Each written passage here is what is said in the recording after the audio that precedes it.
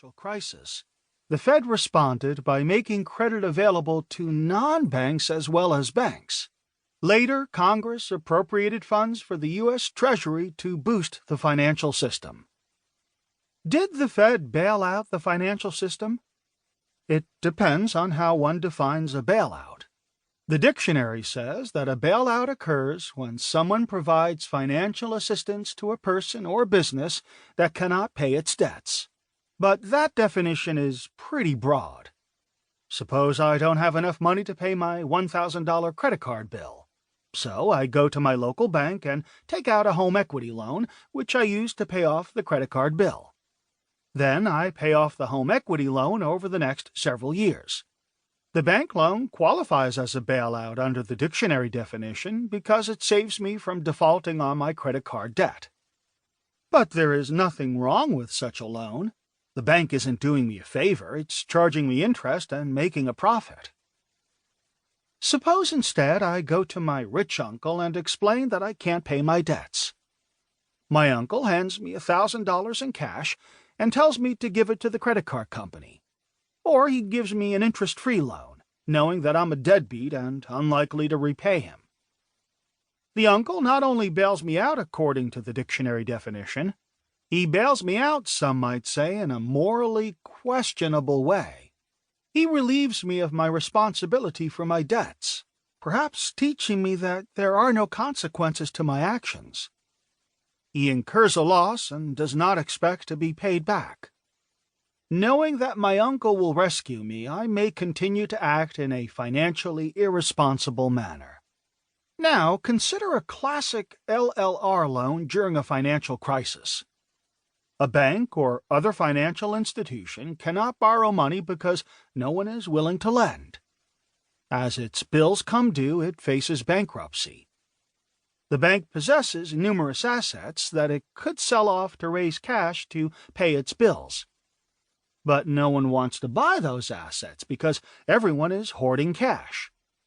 If the bank nonetheless sells them at fire sale prices to the handful of hardy souls who have cash and believe that the financial crisis has peaked, it will be driven into insolvency because the fire sales do not raise enough cash to pay its debts.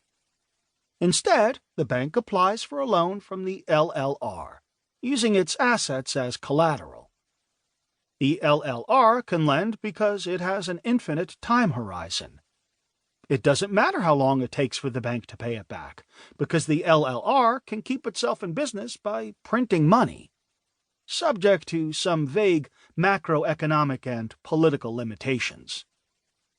If all goes well, the bank will either pay back the LLR with interest or lose its collateral to the LLR, which the LLR can resell to the market once the crisis ends. The scenario is much closer to my first example than to my rich uncle case. The only difference is that in the first example I go to a private bank, while in the financial crisis the financial institutions sought loans from the government. But they did so only in the sense that if someone's house is on fire, that person calls the fire department rather than looks for a private company to douse the fire. No such private company exists. The government is a kind of credit monopolist during a financial crisis. If the LLR is operated correctly, the government should make rather than lose money, as in fact it did during the crisis of 2007 through 2008. Of course, it need not work out this way. If the LLR makes loans to insolvent institutions and against inadequate collateral, it will lose money, possibly a great deal of money. Economists distinguish between the pure type of liquidity support of solvent banks, which I have just described, and the rescue of banks that have been badly managed and driven into insolvency. Such banks make bad loans that are not repaid. During the S&L crisis of the 1980s, many savings and loans made bad commercial loans and were shut down. The government paid their depositors.